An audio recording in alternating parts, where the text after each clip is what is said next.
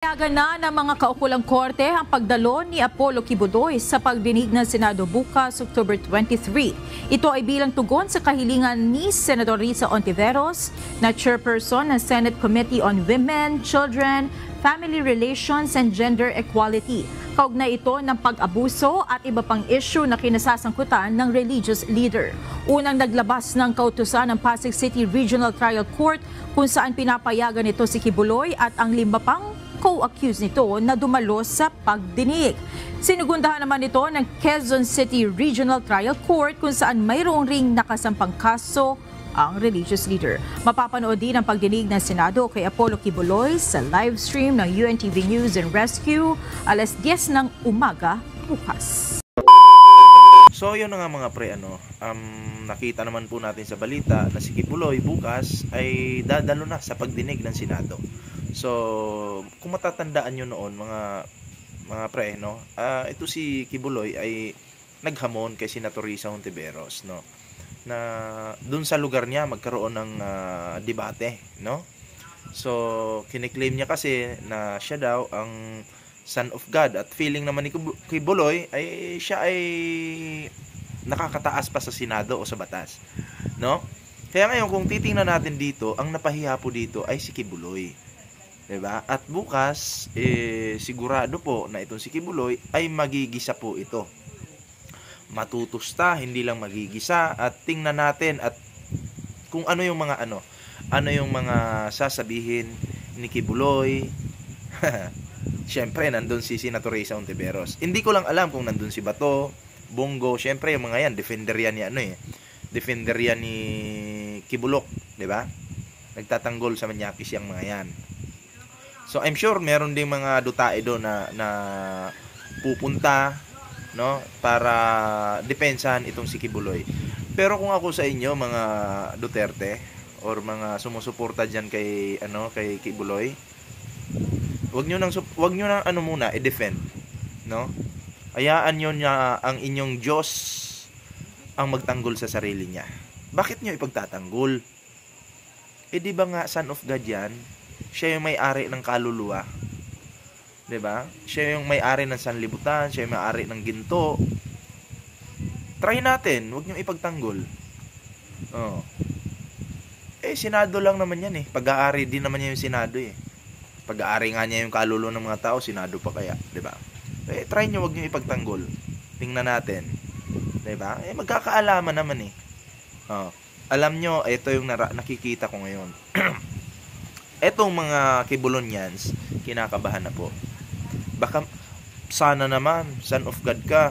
Sana wag kang mautal. Wag kang mauutal diyan sa Senado, ha. Sumagot ka ng diretso, sumagot ka ng pang Son of God na sagot, sumagot ka. Siyempre yung 5 Manyakis din or kakampi ni Kibuloy, nandun din yun. So magkakaalaman po bukas, at sino kaya ang pipiyok bukas? So malalaman po natin yan mga pre, Alam mo, eto masasabi ko sa inyo ay Seminay, yung amo ninyo buhay pa, pero tingnan nyo, stress na, 'di ba? Hindi na niya alam yung gagawin niya. Akalain mo, eto kung alam mo yung batas talaga, pag ikaw ay nakulong, bawal yung cellphone diyan, bawal yung aircon, kung ano lang meron diyan na available diyan sa kulungan mo, yun yung magagamit mo. Pero tingnan mo tong Kibuloy na to, nagre-request ng cellphone, wala daw siyang pan-social media. Ano pang nire-request? Mainit daw sa kanyang kulungan. May ganun ba? Special ka ba? Dapat kasi sa bansa natin, pantay-pantay ang mga nakulong, mahirap at mayaman. Kung ano yung available doon, yun lang dapat yung magagamit, 'di ba? Pero tingnan niyo itong si Kibuloy, 'di ba? Nung wala pa siyang warrant, ang yabang ng kuto na to. Kuto ka lang 'di ba? Napakayabang talaga, grabe. Yung lahat ng kayabangan inabsorb na ni Kibuloy. Alam mo bakit? Bakit inabsorb niya lahat ng kayabangan? Siya pa yung nagbigay ng kondisyones kay Senator Risa Hontiveros. Diba? Feeling niya, nandun siya sa tuktok. Porkit naabot mo na yung mga ganyang kayamanan, kaibigan mo yung sumira sa bansa, pero feeling mo nandun ka na sa taas. Feeling mo ikaw yung hari. Pero tingnan mo ngayon, saan ka pinulot? Sa kulungan. Pinulot ka pala dun sa QGC, pinasok ka sa kulungan. At ang korte pumayag na si Kibuloy ay iharap diyan sa Senado. So, expect naman natin kung nandyan si Bato, expected natin yan. Kung expected na natin yan, kung nandyan si Bato, ay ito ay siguradong magiging bias. Diba? Kasi sa lahat ng hearing ni Bato, patungkol kay Kibuloy, sa peking, sa kulto na to, naging bias po siya. Pero doon kay doon kay, sino nga yung parang si Kim Jong-un? Kay Senior Aguila noon. Tuwan-tuwa siya nung nakulong si Senior Aguila. At pinalakpakan ko po siya noon kasi siya ay talagang inanon niya itong si Senior Aguila. Diniin niya talaga kasi may ebidensya eh. May mga witness pa eh.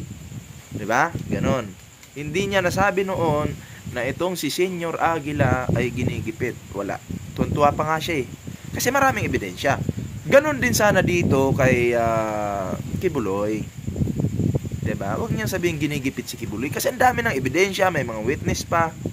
Pagdating kay Kibuloy, nabahag yung buntot mo eh. Bakit? Kaibigan mo, nagbe-benefits kayo dyan. Huwag naman ganun, Bato. Magpakasenador ka. Kaya bumaba ang tingin namin sa Senado. Alam mo bakit, Bato? Dahil yan sa inyo ni Bongo at Ruben Padilla. Pumangit yung Senado ng dahil sa inyo. Alam mo, ang tingin ko ngayon sa Senado, mababa.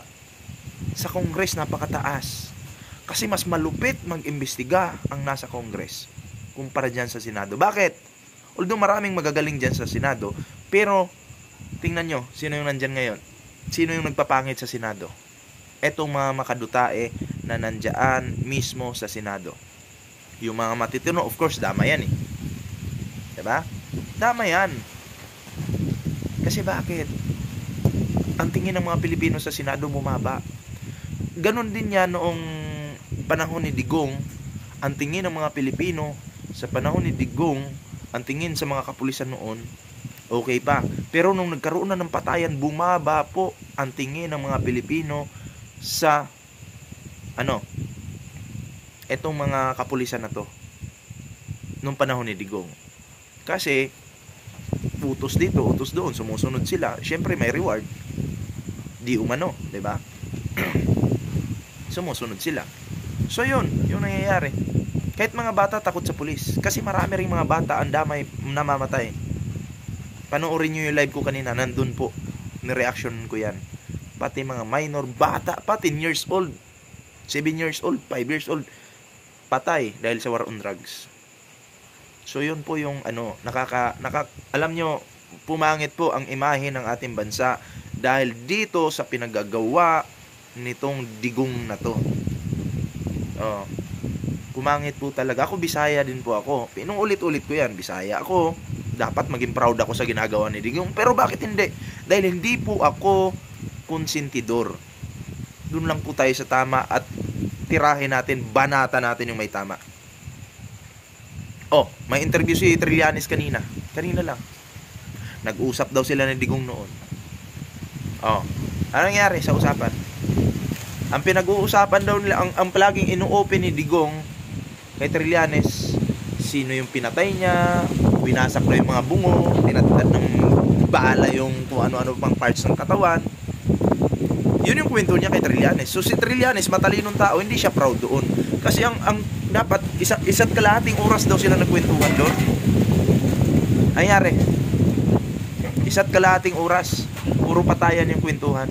Wala man lang na pag-usapan sa anong magiging trabaho ng mga Pilipino, paano umunlad yung bansa. Wala. Pinagyayabang daw ni Digong noon yung patay dito, patay doon. Yun yung niyabang ni Digong kay Trillanes. Interview po yan sa isang channel. Diba? So kung ikaw matalino kang tao at magyayabang ka lang ng patay dito, patay doon, magiging proud ka ba doon? Kasi wala po tayong karapatan na pumatay ng tao. Pero kung ito ay ikaw uunahan at magiging self-defense mo lang, pwede naman yun. Kung self-defense. Pero kasi hindi ito self-defense eh. Diba? Niyayabang mo na paano ka pumatay. Tapos etong si Trillanes, gusto mo maging proud sa'yo. Akala mo makukuha mo yung loob. Digong. Alam mo, pumapangit ang imahe naming mga Bisaya nang dahil sa kapwa namin Bisayang basura. 'Di ba? Huwag mo naman papangitin yung Bisaya, Digong. Yung imahe ng mga Bisaya, wag. 'Di ba? Kaya kayo magnugralis na kayo. Dapat bago na yung mamuno diyan sa Davao. Kasi alam nyo, pinapahamak po tayo nitong mga... May mga kakilala din ako na sinasabi nila, Bisaya tayo, dapat ang suportahan natin Bisaya. Tama yun, kung maganda yung ginagawa. Okay? Pero kung pangit na yung ginagawa at ikakapahamak na ng bansa, wag. Hindi tayo magiging proud dyan. Papangit ang imahe nating mga Bisaya. Ano ba kayo? Diba? Tingnan nyo nga yung bansa natin. Nang dahil sa namunong Bisaya noon, na iba yung pag-uugali, pumangit po yung bansa natin. Naging basura yung bansa natin. Bumaba yung tingin sa atin ng ibang mga lahi. Tamo yung Chinese, binababoy na nga tayo. Pero syempre, itong mga dutae, may lahing Chinese ito, okay lang sa kanila. Nagbe-benefits naman sila. Imagine sila ay nakakakuha ng limpak-limpak na salapi. At kayong pumupuri dito sa mga dutae na to, may nakukuha ba kayo? Nagagamit lang kayo. Diba? Naisip niyo ba yun? Gamitin niyo po yung utak. Huwag tatanga-tanga. Okay? Handa po ako makipagdebate sa kapwa ko Bisaya. Sino yung papalag dyan? Debate tayo. Pag-usapan natin yung naging issue. Diba? Kung ipagtatanggol niyo si Digong, karapat din yan. O kung gusto niya, bahala kayo. Pero, magkakaalaman sa debate. Diba? Ganun lang naman yun eh. May pinatay, ang dami, may mga minor. Wala kang karapatang kumitil ng buhay. Kasi dito, sa ating bansa, may batas tayo dito. Death penalty, wala nga tayo dito eh. Diba? Bakit nasa batas ba yung ipapatay mo yung tao na yan? Papatay mo to? Wala. Walang ganun. So, gamitin po natin yung utak natin. Maawa kayo sa sarili nyo. Huwag na lang sa sarili nyo. Sa mga anak nyo na lang at apo. Maawa kayo. Matutuwa ba kayo na sa mga anak ninyo ikuwento nyo? Anak, minor yung anak nyo, kukuwentuhan nyo. Anak, proud ako kay Dutay kasi pinatay niya si ganito, pinatay niya. Bata yun, ikukuwentuhan mo ng ganun. Magiging proud ka. Kapag ginawa mo yan sa anak mo, apo mo, isa ka na rin tanga, bobo. Bakit? Bata yung kinuwentuhan mo eh. Kaya ang tanong ko, magiging proud ka ba? Yun yung tanong ko. So yun lang po yung ating video ngayon. Huwag kalimutang i-share ang ating video ngayon. No? Doon po tayo sa katotohanan. Huwag po natin i-tolerate yung mali. Kahit kapwa ko Bisaya yan, hindi ko po tinotolerate. Mali eh. Nakikita ko po ang mali dyan. So yun lang po. No? Ingat po kayo palagi. At bukas, abangan nyo. Bawat hapon naman po yung live natin sa ating YouTube channel. Okay? Kung ito ay napanood nyo sa Facebook, huwag kalimutang i-share ang ating video na to. Ingat po kayo palagi. Bye-bye. Doon lang po tayo sa katotohanan. Magpakatotoo po tayo. Huwag tayo magpapagamit. Ingat. Bye-bye.